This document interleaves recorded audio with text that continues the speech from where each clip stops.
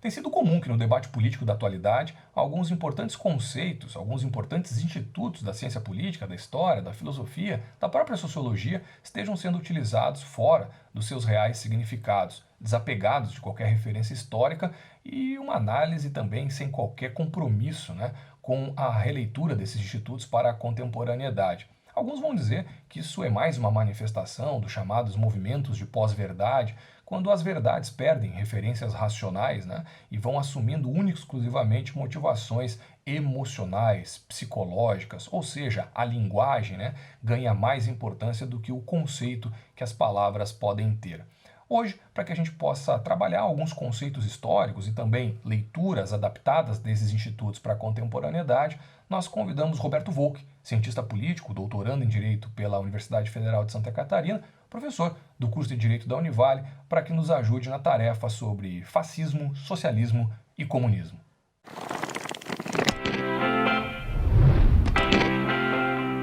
Tudo jóia? É um prazer estar aqui com vocês. Eu sou um entusiasta da experiência de vocês. Espero que ela perdure por muito tempo, porque, literalmente, de fato, o rock não morreu. Que bom, É que isso bom, aí. que bom, porque tudo partiu dessa ideia, né, professor Juju? O rock não morreu, mas o direito. E aí, Juju, tudo bem?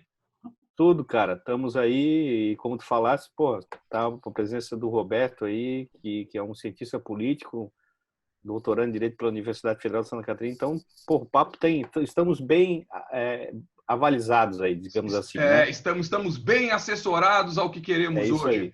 Então tá, tudo começou, na verdade, quando eu assistia algumas entrevistas na televisão e alguns programas que discutem algumas questões políticas e tal, e eu comecei a perceber algo que eu tenho certeza que vocês também já perceberam, o descolamento de algumas palavras do contexto político dos seus reais significados. Ou seja, uma ideia mesmo, Volk, professor Juju, de semântica, né? Não vou nem falar de hermenêutica, vou falar uma ideia até de semântica, e principalmente atrelada à questão de socialismo, comunismo, a ideias aí de fascismo que muito tem se trabalhado hoje. Então eu tive a ideia de ligar para o Volk, que eu sei que é um cientista político, quem trabalha a partir de alguns desses conceitos, para que a gente pudesse esclarecer essas ideias. Volk, eu vou de maneira bem objetiva contigo. Meu amigo, como é que tu trabalhas o conceito de fascismo? Bom, isso com certeza, sem sombra de dúvida, é talvez o conceito que vem sendo trabalhado, enfim, na atualidade, né? E ele remonta uma série de ideias, uma série de contextos aqui. Mas eu acho que é importante diferenciar um pouco, porque talvez um pouco que eu vou querer tentar desenvolver até na própria tese, distanciar um pouco dos elementos históricos, né? Mas eu diria assim, o fascismo não é um regime próprio de governo, eu diria um movimento, é um movimento que pressupõe a exclusão do outro, literalmente. E essa exclusão no sentido, inclusive, da própria morte, né? E isso, quando acoplado a um sistema de governo, leva a regimes autoritários, ditatoriais. Mas é um movimento, né? Um movimento. Ele se associa com uma ideia de amigo-inimigo, e esse amigo-inimigo é colocado em pauta e aí feito ações para o extermínio do outro, né? O extermínio em todos os sentidos, do âmbito do âmbito dos direitos sociais e, inclusive, da própria vida, né? Uhum. É isso. Volk, tu achas que o fascismo tem muito a ver com a criação de medo? Ou seja, a emergência de agir por conta de alguns medos que são criados? Não, sem sombra de dúvida, né? A propaganda fascista, ela é que é a mais aterrizadora no sentido da palavra, porque ela nos remete exatamente a um imaginário criado, né? Primeiro, de um processo que os fascistas têm de um conservadorismo que não existe, imaginário, né? Então, é um saudosismo de uma época que nunca existiu, né? E essa época que nunca existiu também faz com que a projeção seja para um futuro que também não existirá. E isso cria essa pseudo-ideologia e, com ela, a ideia daqueles que estão fora desse modo específico de pensar, o medo. E por isso ela opera, né? E ela opera de forma tão sensível para tantas classes, né? Esse terror existente, né? Que você, se não estar com os amigos, você é inimigo, e se é inimigo, deve ser exterminado, né? Aquele clássico livro do Adorno, que é justamente a personalidade do autoritarismo, né? Uhum. Ele vai justamente colocar que essas percepções estão na psique humana, no sentido de que você reage de forma bastante negativa e quase que protetiva a qualquer aspecto diferente, né? Então, é justamente nesse elemento eu diria assim, da inteligência emocional, é onde trabalha o fascismo, né? Ele projeta isso e as pessoas sentem essa agonia, nesse medo, e logo tendem a uma associação, né?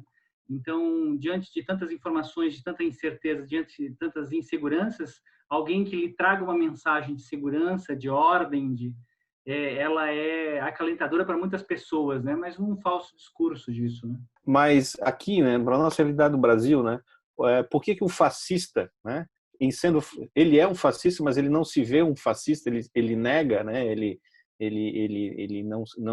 não se vê como um fascista e aponta um outro, né? Aqui, né, não só no Brasil, mas em tudo, né? É difícil para ele se enquadrar como um fascista, dizer, sou fascista. Ah, não, sem sombra de dúvida, porque a palavra ainda assusta muito, né? Você dizer assim, o governo atual é fascista, né? Fascista por quê? Porque tem políticas públicas para o extermínio, né? Quando você anuncia o presidente da República a ideia de que o exemplo que nós tínhamos, né, de política internacional, inclusive, de combate ao HIV, e ele corta recursos, ele está levando à morte pessoas que dependem disso, né? E, portanto, de extermínio.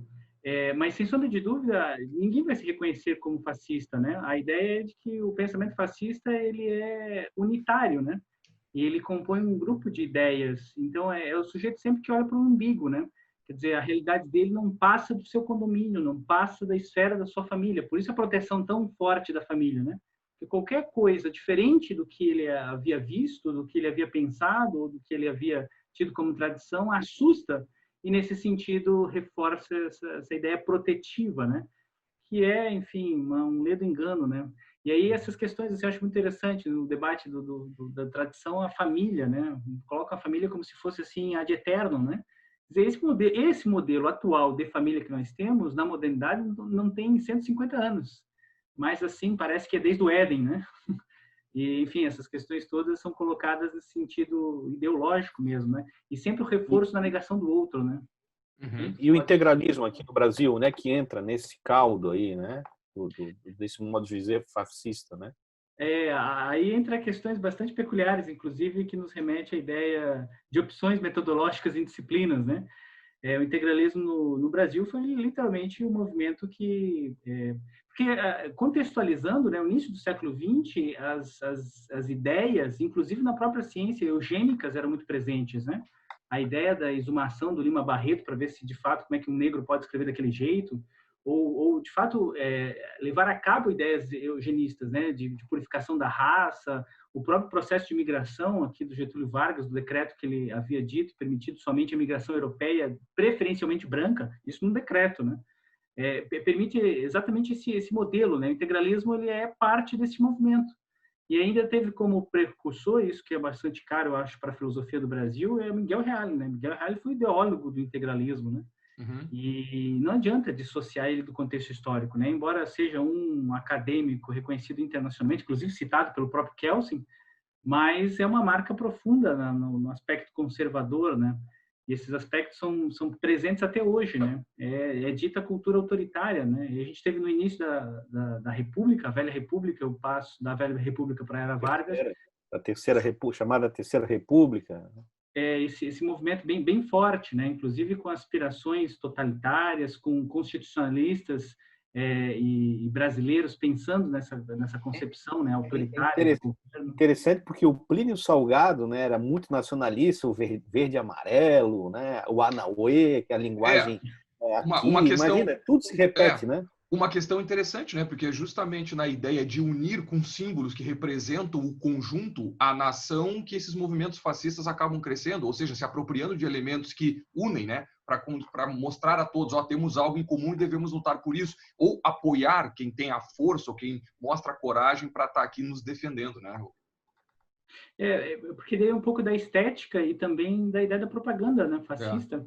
É o discurso raso de palavras de ordem, assim, né? Quer dizer, quem é contrário aos preceitos de uma nação? Quem é contrário ao Brasil? Pergunta para qualquer um. Claro, tu falavas agora em família. Quem é contrário à família? É claro que não, mas é lógico que não. Aliás, tanto não se há contrariedade a uma ideia de família, o que ela representa, que mais grupos querem também ser conhecidos, integrados ao conceito família. Portanto, não se quer acabar com o conceito família, pelo contrário, se quer dilatar o seu conceito, né?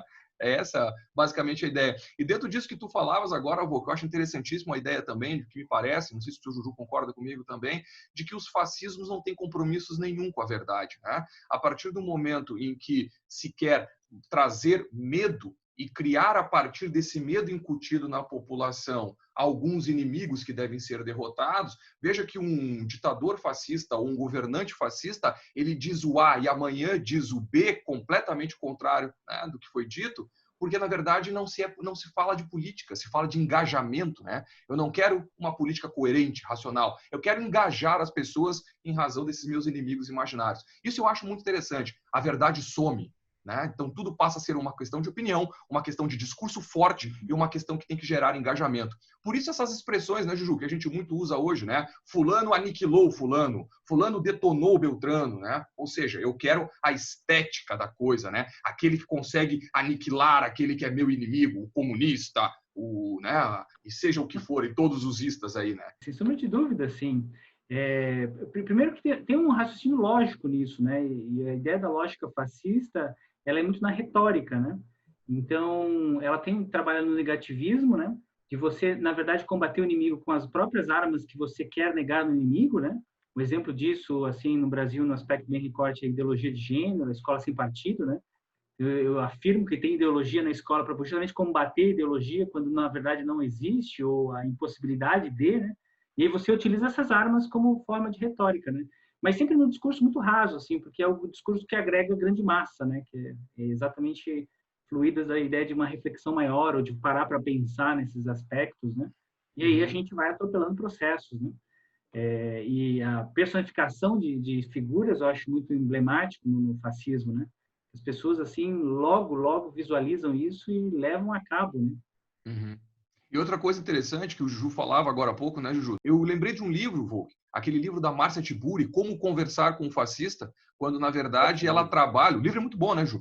Quando, na verdade, ela trabalha uma ideia de justamente isso que tu falavas no começo, né, Volk? De desconectar a palavra de um sentido histórico e tratar fascismo como os autoritarismos do dia a dia. Portanto, ela acaba dizendo, em determinadas partes do livro, que muitos de nós também exercemos condutas fascistas no dia a dia e que, na verdade, é o movimento que nós temos que vencer contra nós mesmos. Portanto, quase que é um movimento de análise das condutas que praticamos numa contracultura, né? Ser democrático, na verdade, é quase que uma contracultura dos diversos fascismos que estão por aí, né? Não, é porque é imbricado na nossa própria lógica de sociedade, de valores, né? Eu acho que o elemento contrário ao fascismo, no sentido desse movimento cultural, é a alteridade, né? Você sempre se colocar no lugar do outro, né? E aí utiliza esses argumentos, assim, bom, será que o sujeito lá na Polinésia pensa o mesmo? Será que fazia o mesmo? Será que não tem direito de fazer outras coisas diferentes? Porque à medida do possível que a gente corta... Porque eu acho que tudo começa também na dimensão do diálogo, né? Quando se perde o diálogo, a gente perde essas noções de poder refletir um pouco mais. E essa ruptura que nós não temos em conversar mais, em poder ouvir mais, isso faz esse distanciamento, né? Aliás, essa é uma questão boa, hein, Volk? Toda democracia liberal tem um potencial fascista, Volk? É o que trabalha os autores da exceção, né? Sem sombra de dúvida. Né? A Gambit vai justamente demonstrar que o Estado de exceção está intrínseco na espinha dorsal do próprio Estado de Direito, né? Mas é um pouco esses elementos, né? Você permitir que exista dialética, a construção do outro, né? Só que tem um imperativo aqui que a gente muito pouco coloca, às vezes, quando se debate fascismo no aspecto ideológico, que é o perfil econômico, né? Quer dizer, não é à toa que existe isso, né? Porque, na verdade, os totalitarismos que nós estamos vendo não é autoritarismo só de autoridade enquanto discurso de debate, mas a imposição da economia, né? E isso desde os fascismos históricos, né? Através do capitalismo de monopólio que a Alemanha se impôs, né? O aspecto do autoritarismo que, assim, entre aspas, aceitamos no Brasil foi o milagre econômico dado no regime militar à custa de muitas questões, né? Então, na verdade, no viés da economia, autoritário é o modo econômico de se impor, que justamente retira a ideia do debate, individualiza as pessoas, individualiza as relações, não há qualquer elemento de coletividade, qualquer elemento de ação, de altruísmo, de pensar no outro, de alteridade. É sempre o indivíduo como protagonismo, né? O indivíduo como ele mesmo, self-man, né? Você faz por você mesmo, né? E isso vai caracterizando exatamente isso, né? Porque você precariza as relações e permite que o domínio econômico mande a pauta total, né? Bom, o que a gente fala muito e vê muito na perspectiva histórica, os fascismos ou os movimentos fascistas muito atrelados às questões de estados de direita. É possível fascismos de esquerda? Olha, essa é uma bela de uma pergunta, né? Do ponto de vista da teoria crítica e do ponto de vista do marxismo, é difícil, cara, é difícil. Podem ter regimes autoritários, conforme alguns vão, no final do século... Final não, na metade do século XX, né, pós-guerra, atribuir à União Soviética o stalinismo, né? Mas a percepção aliada a um contexto econômico, e esse econômico que preserva grupos, né? Porque na esquerda, se tivéssemos a concepção autoritária, seria de Estado, né? Mas, no fundo, o fascismo também trabalha com grupos econômicos que se beneficiam desse potencial econômico, né? É uma pergunta difícil, assim. Eu teria, assim, muito receio em afirmar essas questões, né? Porque precisamos ter clareza no sentido do que seria progressista de esquerda, para daí ter a noção a respeito dessa lógica, né? Eu E te aí sempre provoco, afastando... sim, eu te provoco em É, cima disso, até para que a gente pudesse estabelecer algum ponto de convergência e as diferenças na perspectiva do socialismo e do próprio comunismo, né? E dentro dessa lógica, eu podia dizer, então, posso afirmar, dentro de um contexto de ciência política, que o socialismo seria uma ideologia política, uma ideologia econômica que tende como objetivo o comunismo, uma ideia de usufruto das coisas comuns? sim, partindo da lógica da definição do que coloca o Manifesto do Partido Comunista, o socialismo seria a transição para. Portanto, é a ideia da emancipação dos trabalhadores, pegando os meios de produção, e ao pegar os meios de produção, pegaria o Estado, e aí sim, o que nunca se pensou e se esquematizou é o desmonte do Estado para uma ideia comunal, né? Porque o comunismo é a ausência do próprio Estado. E essa ausência do Estado foi muito bem debatida, inclusive Marx e Proudhon, na diferença entre o anarquismo e o comunismo, né? Na transição para isso seria a ideia de um Estado socialista, né?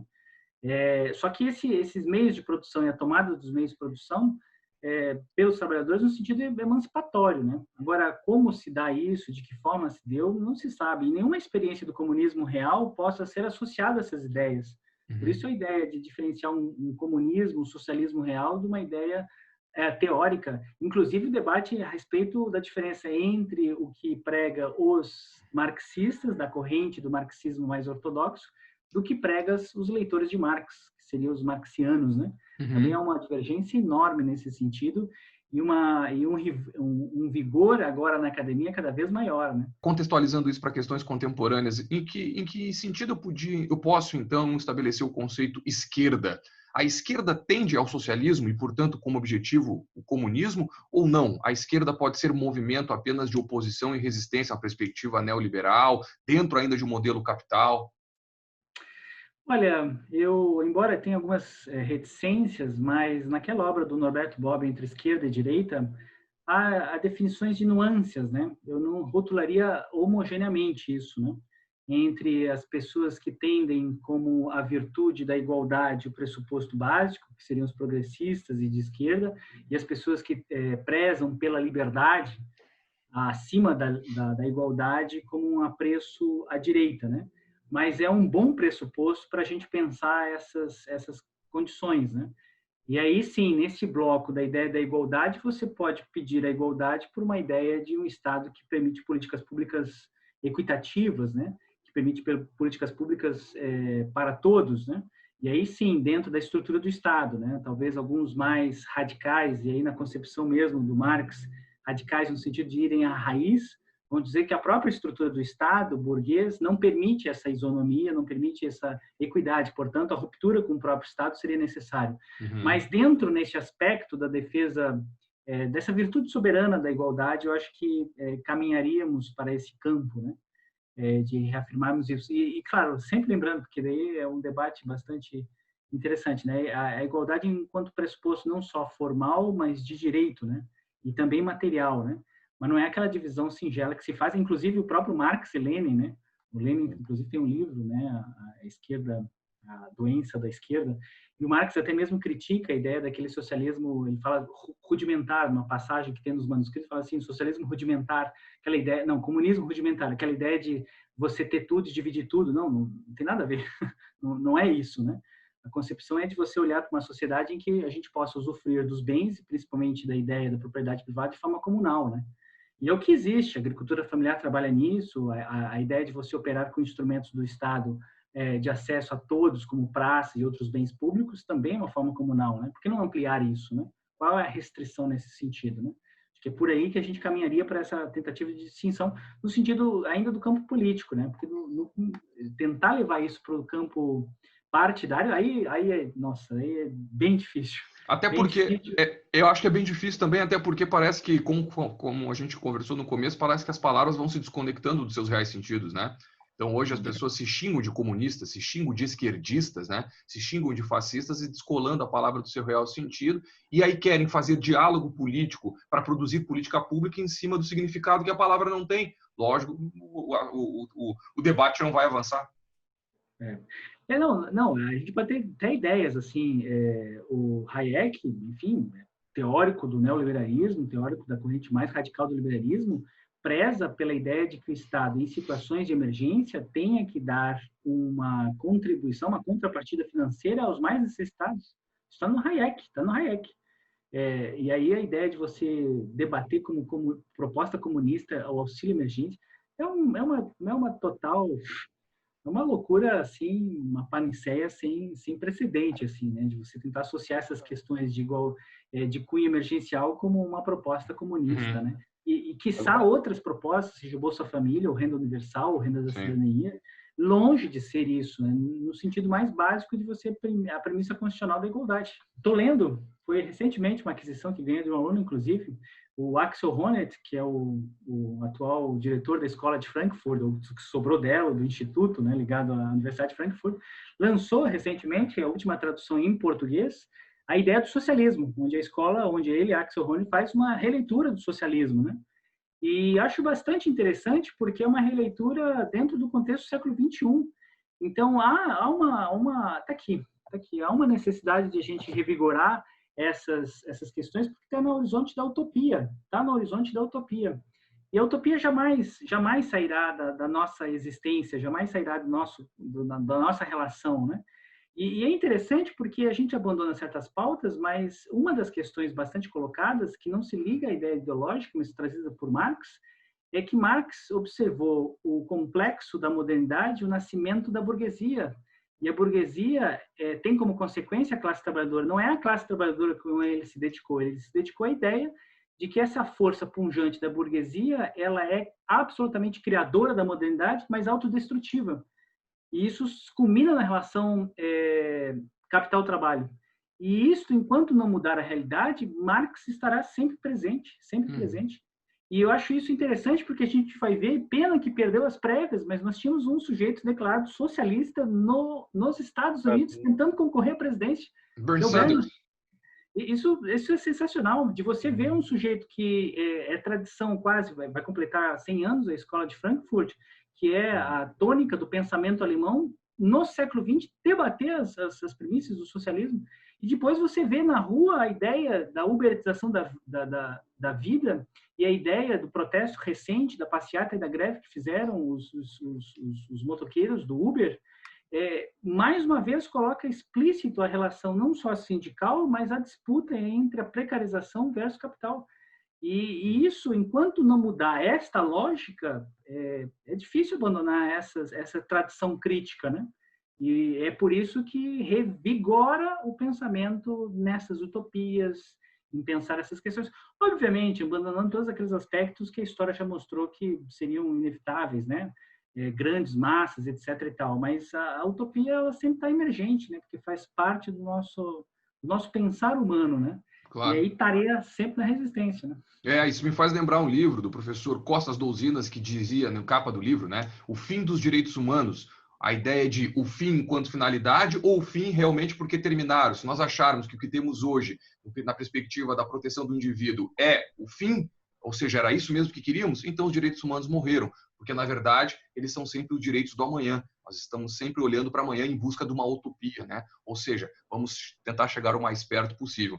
Mas isso tudo aqui a gente conversa, discute, justamente para tentar levar para quem nos assiste, para quem nos acompanha, um pouco de argumento, para tentar diagnosticar no seu dia a dia alguns contrassensos naquilo que é dito pelo senso comum, naquilo que é compartilhado em tom de verdade absoluta. Talvez você aí que esteja nos assistindo, nos escutando, tenha muita simpatia por algumas ideias de esquerda, algumas ideias socialistas, até mesmo comunistas, e não saiba, porque não sabe, na verdade, o que significam esses movimentos do ponto de vista histórico, mas também na tentativa da atualização desses temas, como bem sugeriu agora o Volk com o livro do Axel Honneth. Ó, professor Juju, precisamos encaminhar o fim, professor. O papo tá bom demais, mas a gente precisa encaminhar com as suas dicas, as tradicionais dicas do professor Juju. E aí, o que temos hoje? Vamos lá, a primeira dica, então, é esse livro, né, que eu já tenho há algum tempo, do Sobral Pinto, Por que Defende os Comunistas, né? Muito interessante. O Sobral Pinto viveu essa época, né, intensamente, um advogado, talvez, para mim, o maior advogado do século XX. Então, conta a história, bem rapidinho, conta a história da defesa que ele fez do Luiz Carlos Prestes, né, que foi nomeado defensor dativo, e do Henri Berger, né? E é interessante, porque o Henri Berger era um alemão, não falava português, amigo do Luiz Carlos Prestes e desconfiava um pouco da credibilidade do Sobral Pinto na defesa, já que não podia escolher advogado, então era o Sobral Pinto quem tinha que defender. Então o Sobral Pinto era um católico, né, um conservador, e que mesmo sendo católico conservador, defendeu dois comunistas célebres, né, Luiz Carlos Prestes, enfim, com toda a sua história do Partido Comunista Clandestino no Brasil, e o Henri Berger, que interessante aqui nesse livro, na entrevista, bem rapidinho, professor Marcelo, o Sobral Pinto, inclusive, fala que o Henri Berger vai embora do Brasil em 1946, portanto, depois da Segunda Guerra Mundial, porque ele faz a defesa dos dois ali em 39, em 38 e 39, bem ali no início do Estado Novo, quando uma comitiva vinda da Rússia vem assistir o eclipse solar em Montes Claros, Minas Gerais. E vem uma equipe da Rússia de cientistas para poder estudar esse eclipse solar que estava tendo no Brasil, e o Henri Berger então pede para que ele então volte com essa comitiva russa para a Rússia e morre na Rússia, etc, etc e tal. Então essa é a dica que eu dou para entender um pouco da história. A história sobre o Sobral Pinto, a história da defesa que ele fez ferrenha e conseguiu a absolvição dos Carlos Prestes, depois eles se tornaram muito amigos.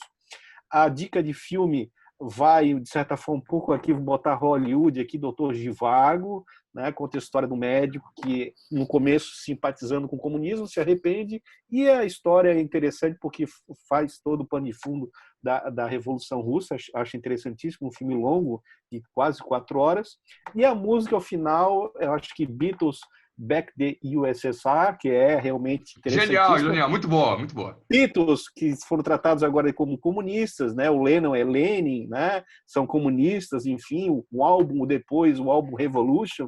Legal. Então, para esses terraplanistas aí, né, professor Volk? Então é um caldo muito interessante, porque realmente eles são hilários, né? Muito bom. Se eu soubesse... Se eu soubesse da sua dica, professor, eu tinha pego na minha coleção, que está lá na casa de meu pai, um DVD que tem de Paul McCartney retornando à Rússia para reviver algumas ideias do tempo dos Beatles. E aí, entrevistando alguns hoje já não jovens, né? Mas jovens à época do estouro dos Beatles, que diziam: nós escutamos aquilo, ficamos assim, né? Era mágica. E não tinha instrumentos musicais para comprar. Então, sabe o que faziam? Pegavam os orelhões, tiravam os fios e criavam guitarras, né? Violões para tentar tirar as músicas de Beatles. Sr. Juju, muito obrigado pelas suas dicas. O senhor, como eu sempre digo, está cada vez melhor. Quero agradecer também aqui a presença do nosso querido colega, também da universidade, Roberto Volk, por ter disponibilizado um pouquinho do seu tempo para conversar conosco. Obviamente, tinha muito mais coisa para falar, mas o nosso tempo aqui é limitado. Valeu, Volk. Obrigado, meu velho. Sem sombra de dúvida. Que prazer, cara. Ficava aqui a noite inteira, virava a madrugada aqui, debatendo com vocês. É um grande prazer, um grande prazer. Eu me sinto, assim, muito prestigiado. Obrigado por isso e sucesso para o Rock Não Morreu, sem dúvida. Que bom, que bom. Então tá, você que nos assiste, você que nos acompanha aí, fique atento, porque logo mais outros conteúdos para que a gente possa debater outros institutos, outros discos e outras músicas. Valeu, gente. Obrigado, um abraço, até a próxima. Tchau.